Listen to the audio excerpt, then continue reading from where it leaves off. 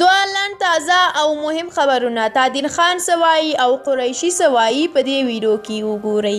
د کندهار امنیه قومندان جنرال تادین خان وایي د پاکستان روغتونونه د هغو طالبانو په اجسادو ډک دي چې له افغان ځواکونو سره مخامخ جګړه کې وژل شوي دي. تادین خان د تېرې شپې د یو برید یادونه کړې ده چې د کندهار ولایت په شاولي کوټ ولسوالۍ کې ترسره شوي دي.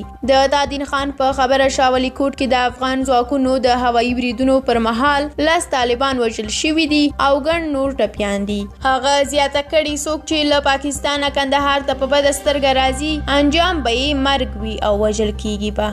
او د دې ترڅنګ د پاکستان د بهرنیو چارو وزیر شاه محمود قریشي ویلي چې له امریکا سره د طالبانو سوله د اسلام آباد د بهرني سیاست تر ټولو تاریخي لاسته راوړنه ده. د هغه په خبره که د پاکستان کوښښونه او زیار نه وای د دوحې تړون نه لاسلیک کېده. قریشي زیاته کړې ده چې د طالبانو او امریکا د سولې تړون د پاکستان په ګټه دی ځکه یې بېساري ملاتړ کوي. د هغه په وینا د افغان حکومت او طالبانو ترمنځ وروستی اوربند هم د پاکستان د هڅو په پایه کې ترلاسه شوی دی.